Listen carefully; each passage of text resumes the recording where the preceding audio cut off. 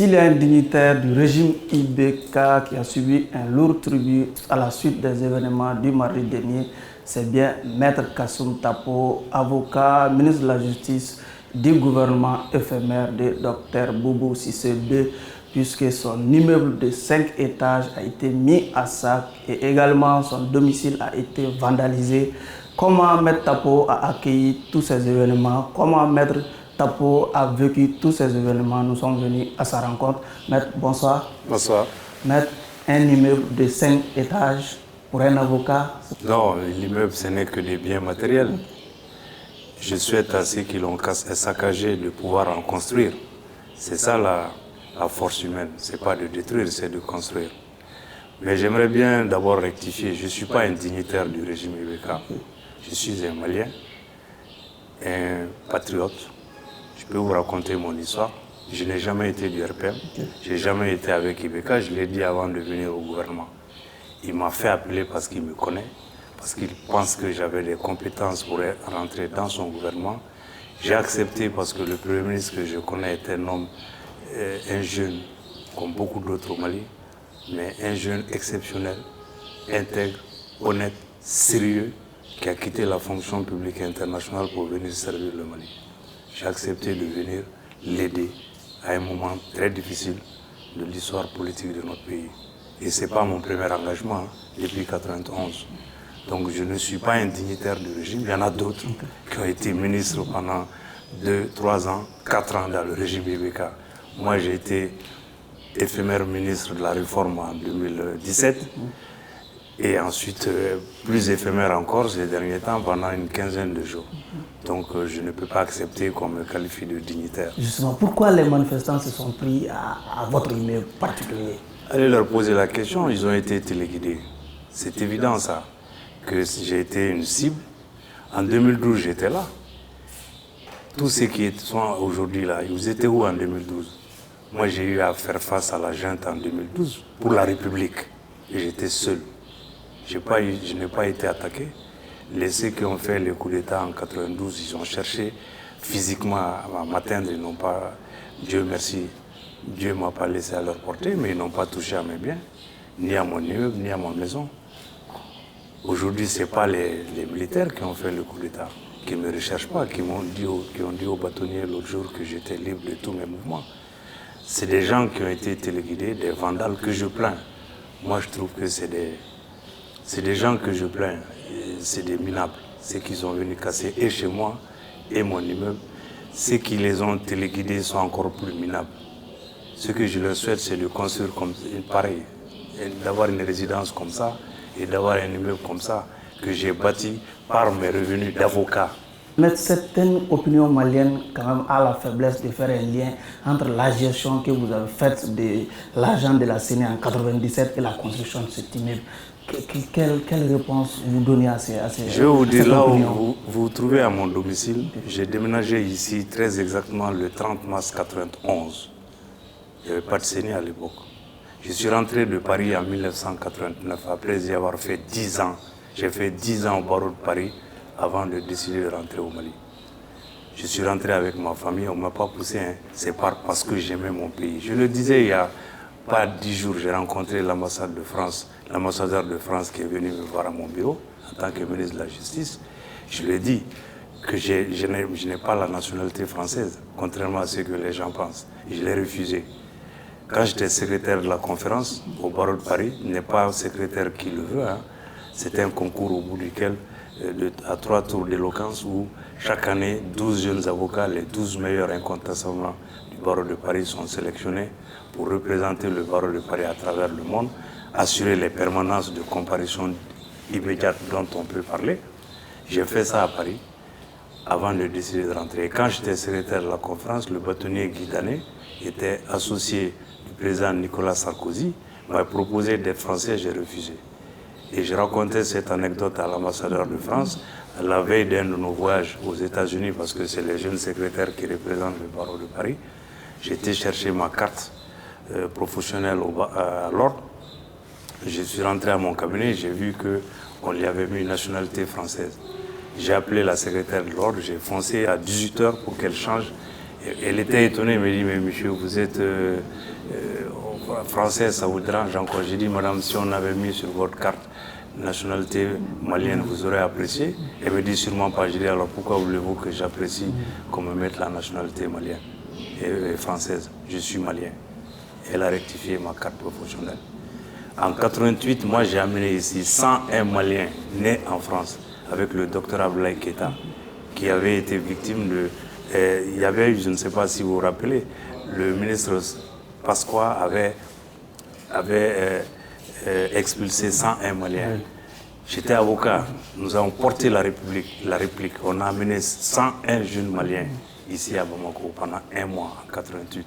C'est à la suite de ça que j'ai décidé de rentrer au Mali. J'ai commencé, mon premier cabinet était à l'immeuble Séméga. Un patriarche, un homme exceptionnel qui m'a considéré comme son fils, qui me refusait les loyers quand je payais à la fin du mois. Parce qu'il a trouvé extraordinaire qu'un jeune comme moi ait décidé de rentrer au Mali à cette époque-là. C'était en 1989. J'ai passé 10 ans à l'immeuble Séméga. Ensuite, j'ai transféré à l'immeuble Babemba où j'ai fait venir Michel Fausto, c'est un Camerounais, un entrepreneur camerounais, c'est moi qui l'ai fait venir au Mali. Il m'a vendu le premier étage, mes bureaux étaient au premier étage du Babemba. Je l'ai acheté avec un prêt bancaire de la BICIM. Moi, je peux justifier toutes mes acquisitions. Okay. Et c'est mes bureaux que j'ai vendus. C'est avant 1997 déjà? Non, ça c'était en 2010. 2010. J'arrive. 2010, comment j'ai fait cet immeuble-là? J'étais propriétaire de mes bureaux à l'immeuble Babemba. Michel Fausto m'a demandé de le recéder parce qu'il voulait vendre l'immeuble. Donc j'ai cédé mes bureaux et j'ai cherché un terrain. J'ai dit je ne vais pas quitter Bamako parce que ça faisait 20 ans que j'étais à Bamako. Mais moi je n'avais aucune arrogance, aucune intention de faire mal à qui que ce soit. J'ai construit parce que j'aimais ce quartier-là. J'aurais pu aller à l'ACI. J'ai décidé de rester à Bamako. Évidemment, j'ai eu beaucoup de mal déjà dans la construction de l'immeuble. Ceux qui ont pillé chez moi, je sais, moi je les plains.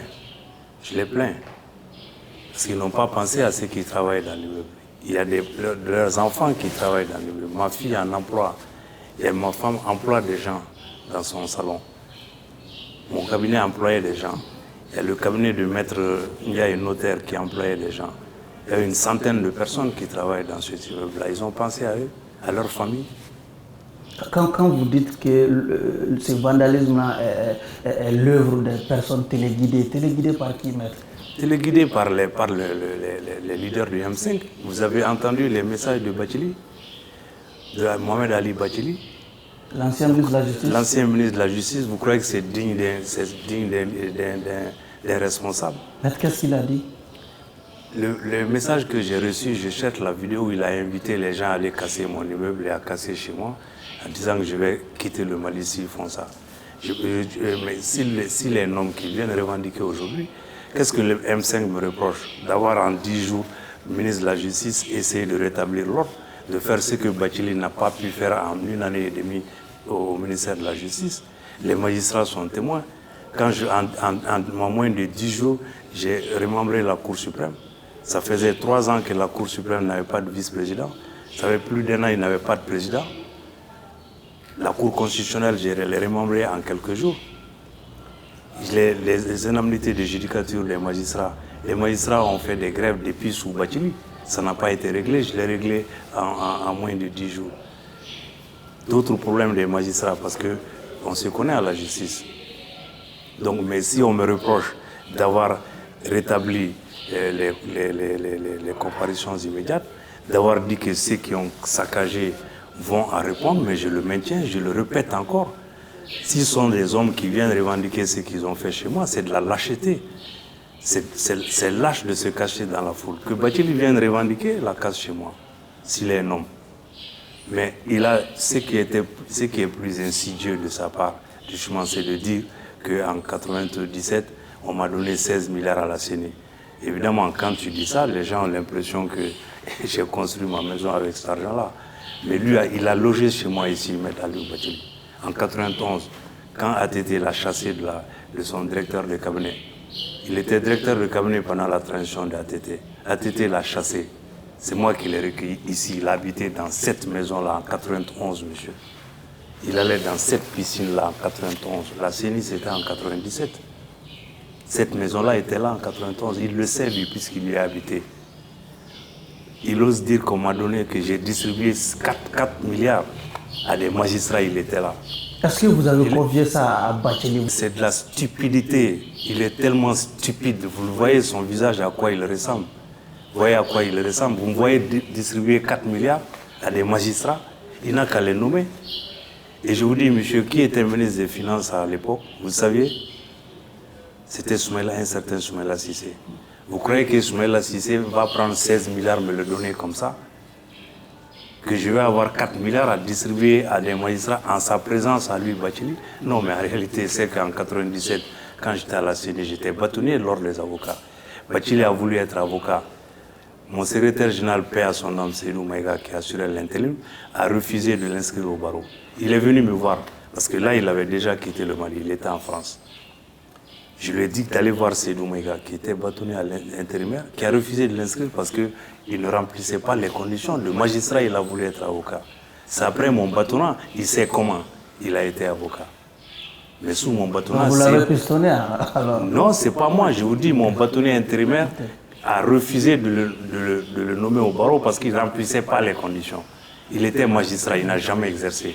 Avocat, il a exercé 1 ou 2 années chez Maître Bouagatsé, qu'il a mis à la porte également. Il a quitté comment Dakar, parce qu'il a dit qu'on se connaît. Maintenant, je viens sur le terrain politique, je vais lui répondre à Mohamed Bachelet. Les Maliens vont savoir qui il est. Il a été renvoyé de Dakar ambassadeur, il sait comment. Ensuite, ministre et avocat, il n'a jamais été avocat ni magistrat. Les biens qu'il a eu, il les a eu comment? C'est quand il était ministre des Domaines de l'État. Il a vendu 27 immeubles de l'État. L'a dit, c'est à la Chambre de commerce. Il croit qu'on ne le sait pas. Tout c'est plastronné à la télé, mais ce qu'il a fait, il le sait. Les magistrats le savent, ce qu'il a fait à la justice. Il va en répondre. Mais c'est pour ce qui me concerne. Les appels à la haine qu'il a fait, qu'ils viennent revendiquer la casse de mon domicile. Mais est-ce que vous n'êtes pas un peu sévère envers Mohamed Ali Bachelet quand on sait que le mardi dernier, ce n'était pas Mohamed Ali Bachelet qui était au monument de l'indépendance? Mais monsieur, c'est une suite. Vous voyez les images, il a passé un meeting sur moi à la place de l'indépendance. Ça, ces vidéos-là existent. Les histoires qu'il a racontées sur les 16 milliards de la CENI, évidemment, ceux qui sont venus casser ici, ils n'étaient pas nés en 97. Il y en a qui n'étaient pas nés. Quand tu leur racontes ça, ils ont effectivement l'impression que j'ai volé l'argent public. Moi, quand je rentrais ici, j'ai répondu à Mariko. Quand je rentrais en 89 ici au Mali, j'ai acheté ce terrain-là en 88. J'ai commencé à construire, j'ai déménagé ici en 91. J'ai amené ma voiture, une Renault 25, c'était la voiture officielle en France de François Mitterrand. Moi, je n'ai pas fui la France pour venir. J'y ai travaillé pendant 10 ans et au plus haut niveau. J'ai eu un beau cabinet à Paris que j'ai abandonné pour venir au Mali parce que c'est mon pays, parce que j'aime le Mali. Et je n'ai pas varié de ça. En 91, j'ai participé à la conférence nationale. Bachelet était directeur du cabinet du ATT avant qu'il ne soit remercié par ATT. D'où son aigreur contre ATT. Son aigreur contre Ibeka, c'est quoi? C'est parce qu'il a quitté le gouvernement. Moi, j'ai fait 7 mois en 2017. Vous m'avez entendu quand j'ai quitté le gouvernement, vous m'avez entendu critiquer Ibeka? Vous m'avez entendu l'insulter une seule fois? Non, moi j'ai une dignité. J'ai une dignité, moi. Lui, ce qu'il n'a pas supporté, c'est d'avoir été remercié par ATT 1. Il en a fait son ennemi. D'avoir été remercié après 4 ans quand même dans le gouvernement, plus de 4 ans. Et les saccages qu'il a fait, il le sait. Mais dès qu'il a quitté le gouvernement, il a commencé à s'attaquer à Ibeka. Vous croyez que c'est digne ça des Maliens? Non, monsieur. Donc c'est lui qui a fait cibler mon domicile. Mais moi, je vais reconstruire.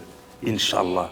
Inch'Allah, je vais reconstruire et chez moi et mon immeuble. Mais lui, il va reconstruire avec quoi s'il n'est pas au gouvernement? Il a un immeuble à l'ACI, il a eu comment? Pas ses revenus d'avocat, qu'il vienne justifier une seule affaire qui puisse le permettre de construire à l'ACI. C'est quand il était au domaine de l'État. Il a vendu les biens de l'État. Il y a combien d'immeubles qu'il a vendus? Il va en répondre. Je ne voulais pas me mettre à son niveau.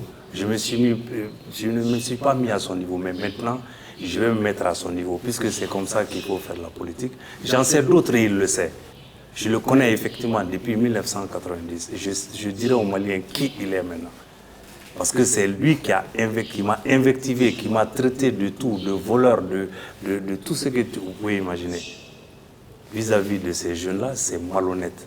C'est malhonnête parce qu'effectivement, lui, il me connaît. Quand il habitait ici, je n'étais pas à la CENI. Ça, il le sait. Pourquoi il ne l'a pas dit? Pourquoi il ne l'a pas dit en assistant à la distribution des 4 milliards là? Il était où? Il faisait quoi à ce moment-là? Si j'ai fait ça, c'est qu'il est complice. Il n'a pas dénoncé ça. Combien il a pris dans les 4 milliards alors? Non, mais est-ce que c'est sérieux? Vous trouvez que c'est sérieux ça? Vous pensez que Soumaïla Cissé va prendre 16 milliards me le donner pour organiser des élections? Oui, mais mettre un immeuble de 5 étages pour un avocat, comme vous l'avez si bien dit, les gens ont envie de savoir comment vous avez pu construire cet immeuble. Mais monsieur, moi je travaille, moi. Je gagne des honoraires. Je ne suis pas Bachili, moi. J'ai la prétention d'avoir créé le plus grand cabinet dans ce pays-là. J'ai la prétention d'avoir eu les meilleures, les plus belles affaires au Mali. Avant d'être là, je vous l'ai dit, j'ai fait 10 ans à Paris. Quand je venais ici, j'ai acheté ici, quelqu'un me l'a acheté, c'était des biens publics. Est-ce qu'avant 1996, j'ai eu affaire à l'argent public? Non, jamais. À part la CENI, comme il l'a dit, la réforme de l'État, je le défie que quelqu'un vienne me dire qu'on m'a donné 1 franc pour la réforme de l'État. Je n'ai pas reçu 1 franc. Le budget de mon ministère, tout entier, fonctionnement et tout, c'était 300 millions. Je pouvais l'avancer moi-même, Dieu merci. Lui, il a géré des milliards au domaine de l'État. Des milliards. Ça, il n'en parle pas. Donc moi, mon immeuble, c'est la sueur de mon front. Mon domicile, c'est la sueur de mon front. Parce que je suis avocat, monsieur. Parce que j'ai été formé, moi, comme avocat. Je ne suis pas un magistrat qu'on a renvoyé qui a cherché à venir dans le barreau. Je n'ai été collaborateur de personne ici. Moi, j'ai créé mon cabinet. J'étais l'avocat de la plupart des banques de ce pays. J'étais l'avocat de toutes les industries qui comptaient dans ce pays. J'ai amené combien d'investisseurs ici? Michel Fausto, je vous l'ai dit, c'est moi qui l'ai amené, la famille Fausto ici. Ce que Michel m'a payé comme honoraire, Michel seul, je vous l'ai dit, c'est mes bureaux du Babemba qui m'ont permis de construire l'immeuble de Bamako. Donc on ne me la fait pas celle-là, moi. Par contre, invité à Bachili qui vous dise comment il a construit son immeuble à l'ACI. Un immeuble à l'ACI, c'est 10 fois plus cher que mon immeuble à moi dans un quartier comme ça. Et puis je vous dis, l'immeuble, je l'ai construit avec ma femme. Nous sommes allés en Chine 5 fois. J'ai été acheter moi-même tous les matériaux parce que j'adore construire. Comme ici, je l'ai fait du jour au jour le jour. J'ai construit moi-même mon immeuble. 5 voyages j'ai fait en Chine pour acheter et les meubles, et les carreaux, et les vitres. Celui qui a fait l'allure de l'immeuble, il est là. Je l'ai amené avec moi en Chine. Donc arrêtons là. Mais au-delà de Bachili, vous étiez aussi, votre avènement au niveau du ministère de la Justice était considéré par, en tout cas, le peuple du M5 comme étant quelqu'un qui était juste venu pour, en tout cas, arrêter tous les responsables du M5. Est-ce que cela aussi n'a pas joué sur ces actes-là? Est-ce que vous avez vu un seul responsable du M5 arrêté? Pendant le temps que j'étais là, est-ce qu'on a arrêté un seul responsable du M5? Les jeunes ont été arrêtés, les primes des magistrats ont été payées. Les gens ont vu en cela comme un processus quand même qui peut conduire à l'arrestation de tous les responsables du M5. Ouais, ça peut conduire, ils n'ont pas été arrêtés, soyons sérieux. C'est ce qu'ils voulaient peut-être, mais moi je n'arrête personne. C'est les gens qui se font arrêter par la justice. Le ministre de la Justice n'arrête personne. Je l'ai dit bien au contraire. Moi, j'ai été formé, monsieur. Je suis un professionnel. J'ai rétabli les comparutions immédiates pour que les gens soient jugés de ce qu'ils ont fait par des juges au siège. J'ai interdit au procureur de garder les gens plus de 48 heures. Le procureur dépend du ministre. J'aurais pu, avec la législation actuelle, un procureur peut garder quelqu'un 3 mois, 4 mois et audiencer pour le juger. J'ai dit non. Si vous prenez les gens en flagrant délit, vous les faites juger par un magistrat du siège. Je défie quiconque de dire que je suis intervenu auprès d'un seul magistrat dans le cadre de ces procédures de flagrant délit. Je ne suis jamais intervenu. Il y a eu des gens qui ont été relaxés, mais j'ai dit, et je l'assume et je le répète, si j'étais resté, tous ceux qui avaient cassé, tous ceux qui allaient casser allaient en répondre. Comme aujourd'hui. Vous croyez que ces gens vont rester impunis? Ils n'ont qu'à sortir. C'est de la lâcheté de se casser dans la foule.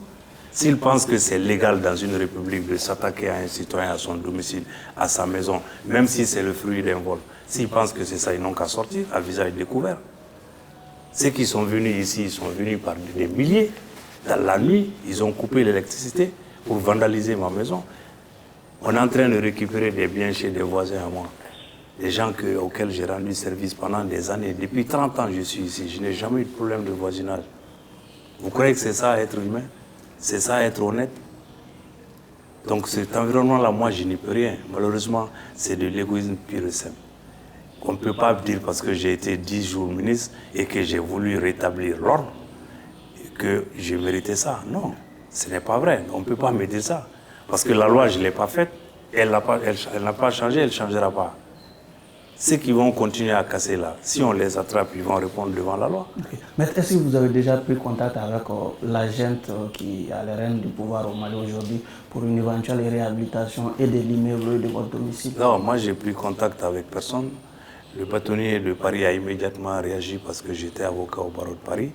Le bâtonnier du Mali s'est rendu à Kati, effectivement, et l'agent l'a rassuré que je n'étais ni recherché.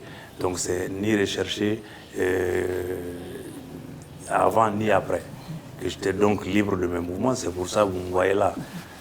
Et effectivement, ils sont quand même plus intelligents que certains leaders, soi-disant leaders, qui se sont attaqués à moi pour rien. Ces jeunes-là, les militaires le savent. Ce n'est pas en 10 jours d'avoir été ministre de la Justice que je peux encourir, je ne sais, risquer une quelconque arrestation. Donc je n'ai pas eu de problème avec la junte. Ils ne sont pas venus me chercher, ils ne m'ont pas cherché. Ils ont dit aux bâtonniers que j'étais libre, comme tous ceux qui étaient à Kati, qui étaient là-bas pour leur sécurité, mais qui seraient livrés dès que la situation sécuritaire le permettrait. Est-ce qu'ils ont eu une réaction de sympathie ou d'empathie? Non, non. Moi, je vous l'ai dit, je n'ai eu aucune réaction de personne. Mais vous savez, hein, moi, je suis un croyant. Ceux qui me connaissent le savent, je suis béni de ma mère. Et ça, ce n'est que des biens matériels. Je vais les reconstruire, Inch'Allah. Donc pas de plainte en vue? Je vais porter plainte contre Bathily. Ça, c'est évident. Je vais porter plainte contre lui parce qu'il a des vidéos qu'il n'a qu'à les assumer. Il a fait des vidéos. Là où il m'a vu distribuer 4 milliards à des magistrats, il va le dire. Il dit qu'il les connaît. Cette vidéo-là, je l'ai vue. Il dit qu'il connaît des magistrats à qui j'ai distribué 4 milliards. Mais qui n'a rien à voir avec les saccages de l'immeuble quand même, maître. Mais monsieur, c'est une suite. Quand vous dites que j'ai pris 16 milliards dans les caisses de l'État et qu'on indexe mon immeuble, qu'on indexe chez moi, c'est pourquoi? C'est aller détruire. C'est tout comme. Est-ce que vous pensez bien qu'un homme responsable peut affirmer qu'on m'a donné 16 milliards pour faire des élections et que j'ai gardé par dévernement, j'ai distribué des milliards? Il y a eu quand même des élections en 1997. Le président Alpha Omar Konaré a été réélu. Le premier tour des législatives a été annulé, mais après il y a eu les élections législatives. J'ai fait les 2 tours des législatives en juillet et août 2017. Ensuite, j'ai fait 1 an après les élections municipales. Dans les 703 communes, c'est moi qui les ai installées pour la première fois. J'ai fait les élections dans les 703 communes, après les avoir fait dans les 13 ou 18 communes urbaines. Vous croyez que j'ai fait ça avec Massalib? Et ces élections-là ont été les moins chères de l'histoire démocratique du Mali, monsieur. Parce que quand Daba Diawara est venu en 2010, il a fait un rapport. Les élections de 2012 qui ont immédiatement suivi, de 2002, qui ont immédiatement suivi les élections de 1997, ont coûté 26 milliards. 26 milliards en 2002. Celles de 2007 ont coûté 40 milliards. Les élections programmées avant le coup d'État de 2012 étaient à plus de 50 milliards. Moi, j'ai fait 2 ans à la CENI à la tête de 4800 personnes. Ça a coûté 19 milliards. Et j'ai payé tout le matériel électoral, toute l'administration qui était membre de la CENI. L'opposition était membre de la CENI. Ils étaient tous représentés. Il y a 4800 membres. Pendant 2 ans, on a payé tout le monde. Vous croyez que si j'avais mis 16 milliards dans ma poche, distribué 4 milliards, on aurait fait ça? Vous croyez que c'est responsable de dire ça aujourd'hui à des jeunes qui n'étaient pas nés à l'époque? Vous croyez que ça ne suffit pas pour qu'on aille, on m'en veuille?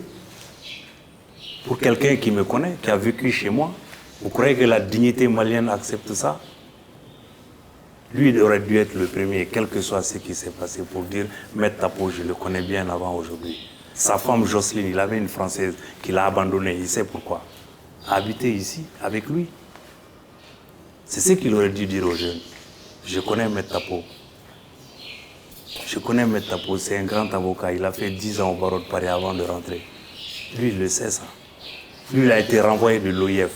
Je l'ai aidé à aller à l'OIF. On l'a renvoyé, il sait comment. Il a risqué d'aller en prison.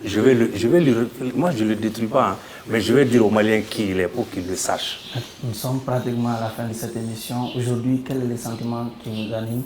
Est-ce qu'aujourd'hui, vous regrettez d'avoir appartenu en tout cas à ce gouvernement éphémère de Dr Bou CCD? Absolument pas, monsieur. Je ne le regrette pas. Je ne le regrette pas, je ne le regretterai pas. Moi, Ibeka, je vais vous dire, je l'ai connu en France en 1978, monsieur. Ibeka était membre fondateur du comité de défense des libertés démocratiques au Mali. Moi, j'ai été secrétaire général de l'association des étudiants et stagiaires maliens en France. J'ai accueilli Tcheblé Dramé à Paris quand il a été exilé par les militaires en 1978. J'ai été leader du mouvement étudiant moi, avant Omar Mariko. Donc j'ai un passé, moi. J'ai un passé militant. En 1991, Bathily aimait le rappeler, j'ai participé à l'élaboration de la Constitution. Toutes les clauses bidons qui sont là-dedans, il en est l'auteur. Son fils, notre fils, Razbat, m'a appelé après mon débat avec Fomba. Et il a dit sur ses antennes, il se demande si son père Mohamed Ali Bathily a été à la même école que moi. C'est pas moi, c'est Razbat, il l'a dit sur ses antennes. Il a jugé son père. Donc, en 2012, j'étais là. Qu'est-ce que j'ai fait en 2012? Je vois des vidéos insensées, des gens qui essayent de tronquer l'histoire. C'est l'histoire récente. On ne peut pas la changer. Quand j'ai dit la Constitution a été écrite par le sang des martyrs, je l'ai défendue en 2012 tout près, il n'y a pas 7-8 ans. Quand je faisais la réforme, il ne s'agissait pas de faire une transition. Aujourd'hui, tout le monde est d'accord qu'il faut réformer la Constitution. Tout le monde. Vous connaissez quelqu'un qui n'est pas d'accord avec ça? C'est ce que j'ai voulu faire en 2017. Rien d'autre. Et j'ai assumé. Ibeka m'a fait appel à moi parce qu'il sait que je pouvais faire le travail. Et j'ai fait le travail. Et je n'ai pas été payé pour ça, contrairement à ce que Mohamed Ali Bathily dit. Je le défie de montrer, le budget de l'État est là. Si on m'a donné 1 franc qu'il le sorte. Marcel Sekaldi, je l'ai connu au Mali. C'est un avocat parisien, mais je l'ai connu au Mali. Parce qu'il était l'avocat des victimes des drames de la Mecque. Vous lui avez donné 300 millions pour écrire une constitution? Je ne lui ai pas donné 1 centime, monsieur. Je n'ai pas donné 1 centime à Marcel Sekaldi. C'est de la diffamation, c'est de la délation. Non, je t'ai dit, je ne l'ai pas désigné. Ce n'est pas moi qui l'ai désigné, je ne lui ai pas donné 1 franc. Je l'ai trouvé avocat de l'État malien, monsieur. Je l'ai connu en tant qu'avocat de l'État malien. C'est l'État malien qui l'a payé pour ce qu'il a fait. Moi, je n'ai pas donné 1 centime à Marcel Sekaldi parce que simplement, on ne m'a pas donné 1 centime pour faire la réforme. Je le dis haut et fort et c'est vérifiable. Si demain, on vérifie que j'ai donné 1 franc à Marcel, j'en réponds. Non, c'est de l'amalgame qui est fait volontairement pour attirer la haine sur une personne. C'est tout. Maître, en vous regardant, en vous écoutant, on a l'impression que vous pardonnez déjà à ceux qui ont vandalisé vos biens privés, mais les commanditaires, non? Non, moi je les plains. Honnêtement, je vous dis, je les plains tous. Parce que c'est pas ça la République. C'est pas ça le savoir-vivre. C'est pas ça la dignité du Malien. Moi, mes enfants ne vont jamais s'attaquer à un voisin, quel qu'il soit. Je leur ai donné une autre éducation. Mon fils, mon dernier garçon, est venu d'Atlanta. Le 18, c'était son anniversaire. Il préparait la fête de son anniversaire. À 21 ans, il est ingénieur en énergie renouvelable. 21 ans. Il a fait ses études à Atlanta. Lui n'aurait jamais cassé chez quelqu'un. Ma fille qui est là, qui gère mon immeuble, elle a son restaurant là-bas. Elle travaille à la Banque mondiale. Elle a étudié à Atlanta et à Montréal. Je m'apprêtais à aller à Montréal, justement. J'ai entendu que j'ai fui pour aller à Montréal. Justement, je suis en train de construire à Montréal. Ce n'est pas en tant que ministre. Il y a 5 mois que j'ai commencé à faire un immeuble à Montréal, parce que j'ai vendu un de mes immeubles à Paris, parce que mes enfants vont transférer à Montréal. J'avais 2 immeubles à Paris, monsieur, que j'ai achetés en 92 et en 94. Ceux qui font des vidéos de Paris, là, ils n'ont qu'à faire pareil. Qu'ils aillent vérifier au cadastre de Versailles. Je suis dans les Yvelines, à Sartrouville. J'ai 2 appartements à Sartrouville. J'ai vendu un pour acheter à Montréal parce que mes enfants vont transférer là-bas. Et ça, ce n'est pas des biens publics, là. Ce n'est pas des biens du Mali. Il n'y avait pas la CENI en 92. Pendant la CENI, il y a quelqu'un qui a écrit qu'un membre influent de la CENI a un immeuble à Paris. Il y a un membre de la CENI qui m'a interpellé. J'ai dit, membre influent, il peut en avoir plus que son président. Il m'a dit non. J'ai dit, bon, je n'ai pas un, j'ai 2 appartements dans la banlieue est de Paris. Le premier, je l'ai acheté en 92, le deuxième en 94. Allez vérifier au cadastre de Versailles. Ceux qui font des vidéos à Paris pour demander à venir saccager chez moi, qu'ils aillent à Versailles, à côté, au cadastre de Versailles. Ils n'ont qu'à taper Kassoum Tapo. Ils verront ma propriété, la date. Il n'y a pas de faux cadastre là-bas. Il n'y a pas de bâtiment là-bas pour trafiquer les cadavres. Donc, c'est des biens que j'ai achetés par ma soeur, mon travail. On peut être milliardaire. Il y a des milliardaires qui ont... J'ai le droit d'être milliardaire. Je n'ai pas volé, j'ai travaillé. L'argent de la CENI, là, même si j'avais volé ça, vous croyez que ça aurait continué à me faire vivre 20 ans, 30 ans après? Bachili le sait, lui qui a volé, il n'a plus rien. Il a été reçu par Ibeka récemment, c'est à sa demande. Les vidéos sont là, Ibeka lui a donné que 10 millions. 10 pauvres millions, il est parti, il a laissé son téléphone et son sac. On l'a couru pour le rattraper et lui donner. Ceux qui l'ont fait, je les connais, il les connaît. Ah, moi, je ne suis, Dieu merci, je ne suis pas à ça près. Je n'ai pas été dans le gouvernement Ibeka pour avoir 10 millions ou 20 millions. Ibeka ne m'a pas donné un centime. Je le l'ai dit, c'est parce que ce n'est pas ce qui nous lie. Ce qui nous lie, c'est déjà ces liens, comme je vous l'ai dit, militants à Paris. Ibeka, je l'ai dit, je le répète, c'est un patriote. Qu'on le veuille ou non, l'histoire va juger chacun d'entre nous. Ce n'est pas d'aujourd'hui. Le CDLDM, quand ça se faisait, beaucoup de gens n'étaient pas nés, je vous l'ai dit, en 1978. Comité de défense des libertés démocratiques au Mali. Ibeka en était le secrétaire général. Tati, le frère de Modibo Keïta, était le président. Donc arrêtez là. Maître, comment vous voyez la sortie des crises? Comme dernier mot. Ceux qui nous ont mis dans cette crise-là n'ont qu'à nous en sortir. Je l'ai dit, moi, avant, dans les débats que j'ai eus. J'ai dit, vous voulez un coup d'État. Bon, aujourd'hui, on me dit que ce n'est pas un coup d'État. Moi, je veux bien. Je veux bien. Mais ceux qui l'ont fait, ceux qui nous ont mis dans ça, s'ils pensent que c'est la solution, mais je les plains.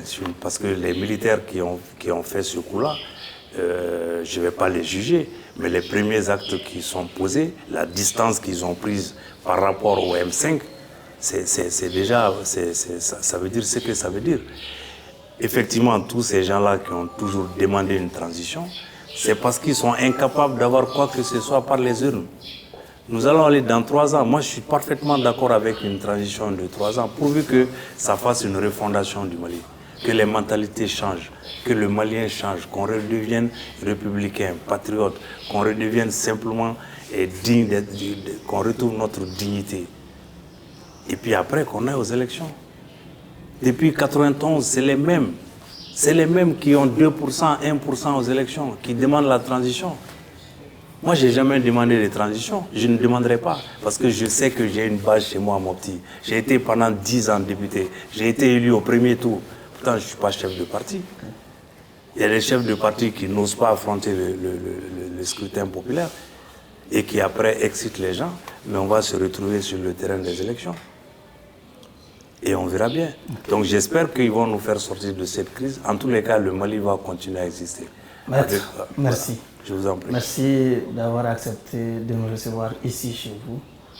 Ainsi prend fin cette interview. Notre invité était Maître Kassoum Tapo, ancien ministre de la Justice. Merci à vous de nous avoir suivis et à un autre numéro, à une autre interview politique.